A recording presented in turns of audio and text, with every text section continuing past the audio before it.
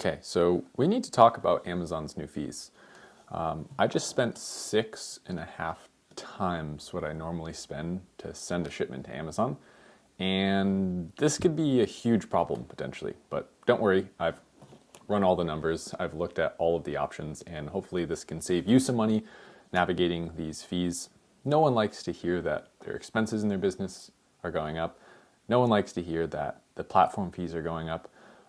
But through looking through some of this information, reading all of the articles that Amazon put out about it, and all of the terms of service and what have you, I've been able to navigate some of this, and I'm going to go over why my shipment was 6.5 times more expensive and how I'm going to be able to get that down in the future by several fold. So thanks for being here. I plan on front loading this video with value in the beginning, so you don't have to watch super long if you want to get the main point of it. Let's get into that right now. So the last shipment that I sent in last month in February cost me $287.54. That breaks down to, for a 1,200 unit shipment made in the USA, 23 cents per unit using Amazon's LTL shipment with a partnered carrier. The new shipment I sent in April this year, went about 40 days or 30 and some change between these shipments. 1,200 units again, $1,847.17. $1.53 per unit. That's 6.6 times more expensive than February. What's going on there? What are those fees? Why is that so much more? Now, let me break this down for you.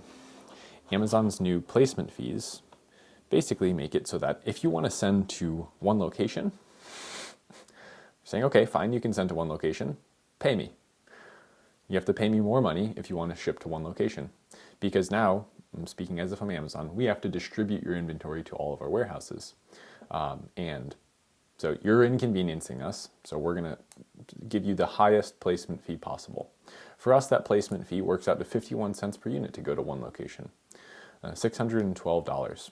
So that's of the $1,847, $612 are just out of thin air, something new that we never had to pay before. It's a big chunk of why that was so expensive to do.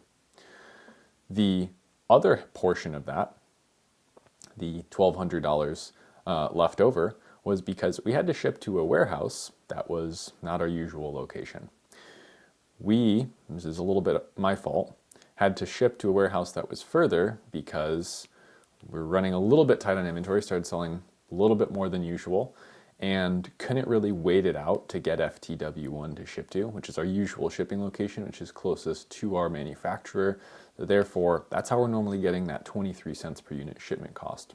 Now, let's say this. Let's say, okay, you got FTW1, you got your close warehouse. How much would it cost now? So that part is not really their fault. That would have been true in any situation.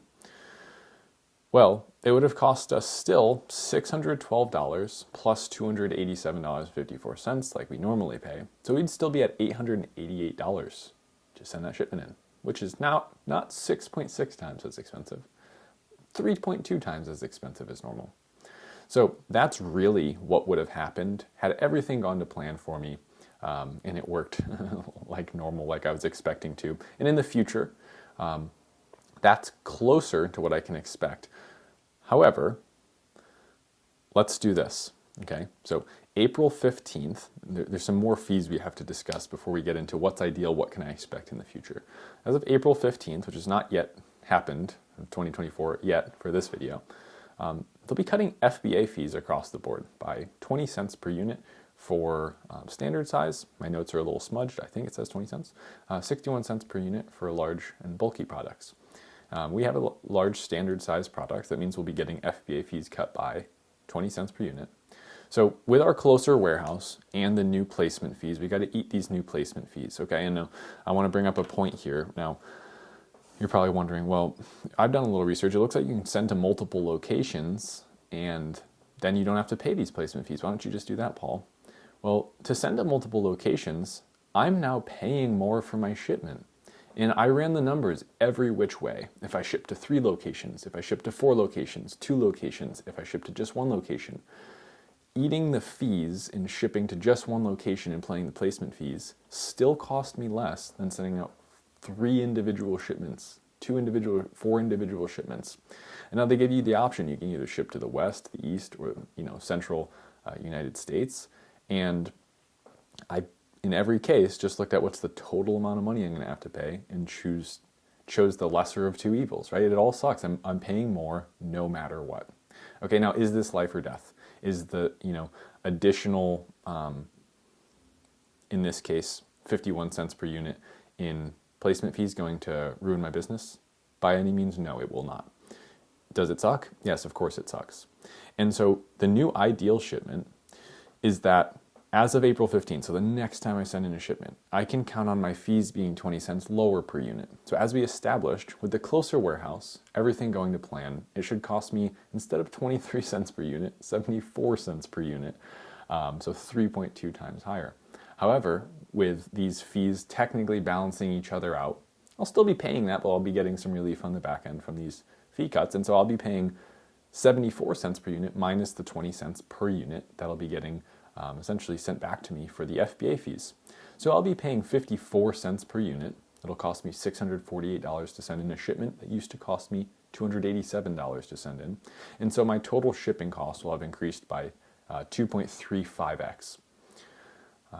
Again, is that the end of the world? No, it is not. I tend to be an internal optimist, and I'm saying, for my business, this isn't going to hurt me that bad. I can handle my shipping costs going to this. It was already really, really low, right?